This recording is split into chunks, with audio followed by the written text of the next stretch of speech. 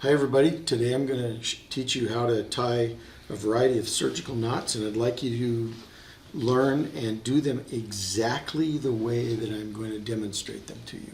It makes it really difficult if you go on YouTube or you listen to your buddies to learn how to do some of these knots. I want everybody to do exactly the way that I'm showing you so that we can standardize them.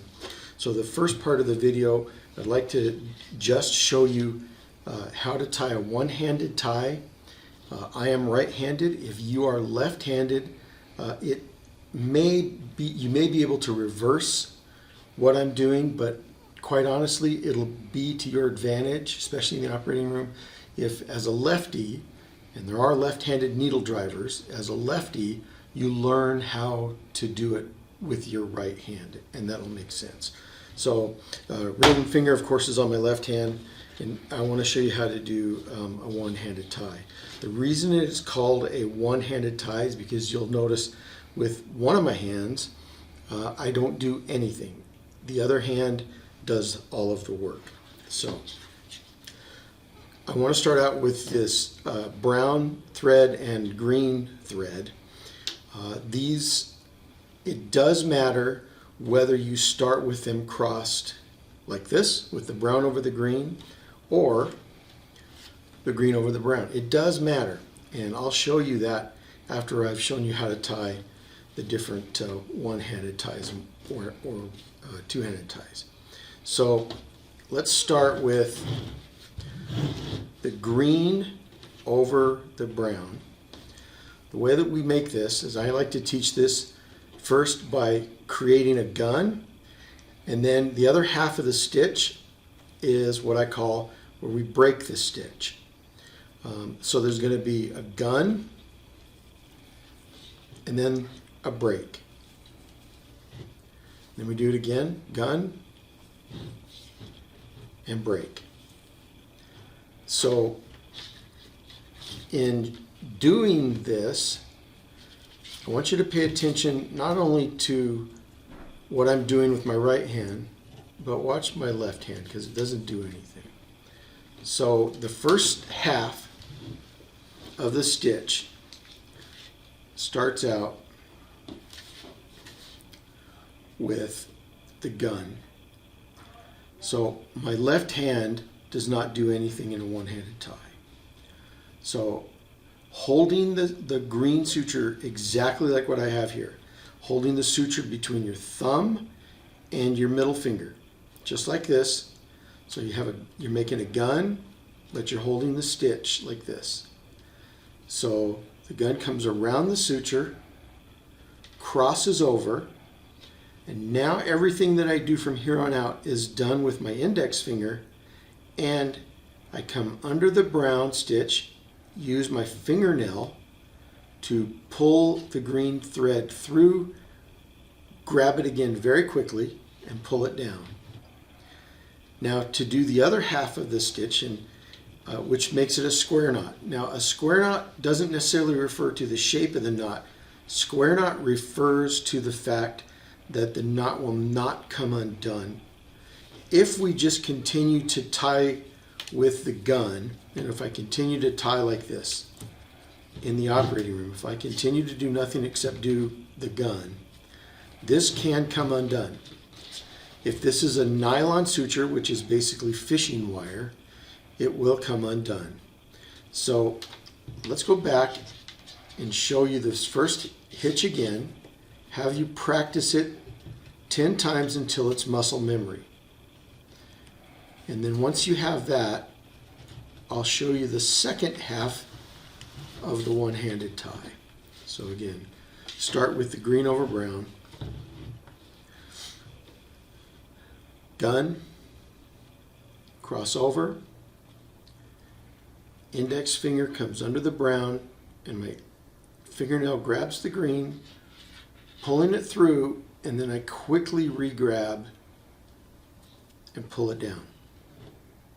So one more time. Holding it just like this, thumb and middle finger. This wraps around the green thread, cross over, index finger comes up, pulls it through, and then I grab it quickly. So when it's smooth, it should look like this.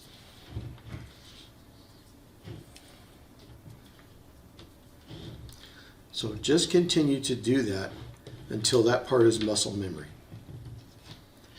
And you can see it's starting to get a pattern to it. But when we do the truly square knot, it will look a little different. And the reason I'm using the large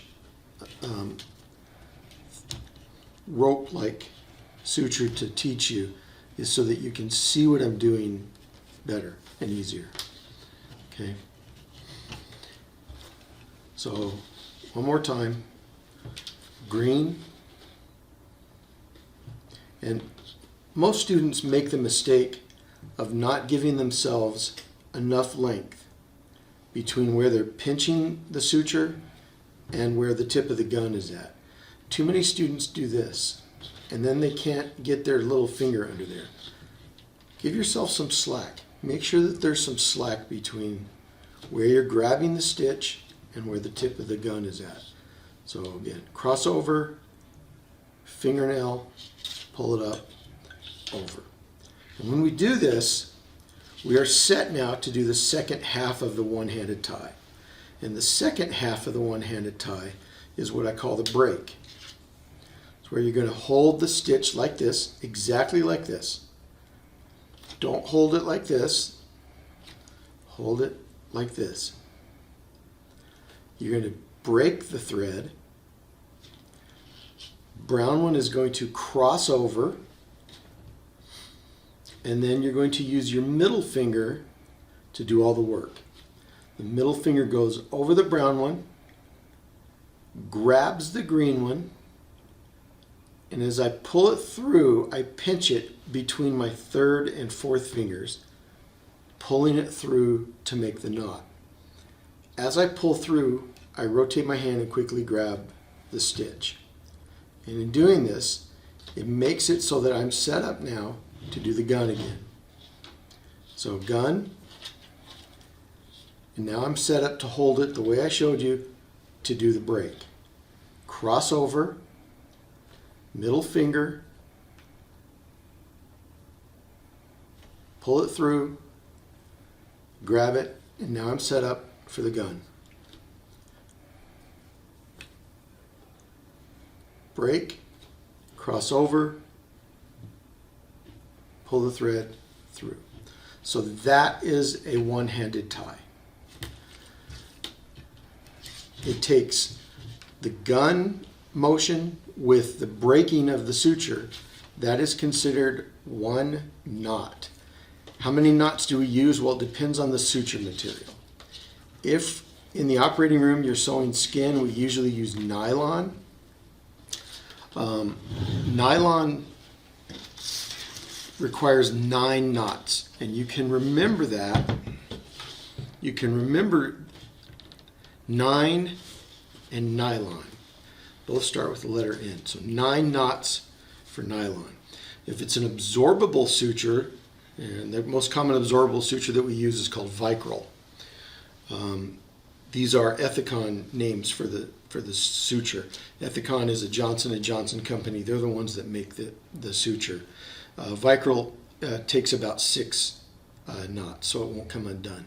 So here I have some colored thread, which I bought from Amazon, and it's called Dream Top. Rainbow bead string. I don't know what that means, but I bought it because it's colored, you can see it a little easier, and it's also stretchy.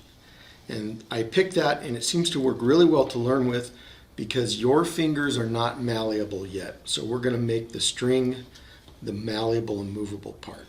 So let's start. Again, let's just review the one-handed tie real quickly. So I put my stitch through. I have the gun here. And now I have the break.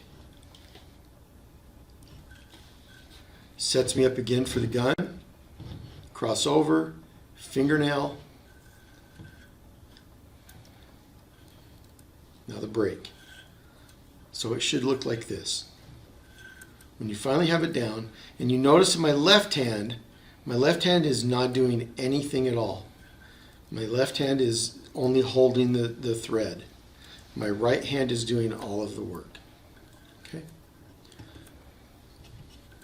So when you're finished, that's sort of what it should look like. Of course, I can pull it out here and stretch it, but the knots in the operating room will be very tight and right up against one another. So this is what a one-handed tie looks like. It is preferred that you only do this when you're short on time, because these are not safe knots to use. You do not want to use a one-handed tie on somebody's aorta. Okay.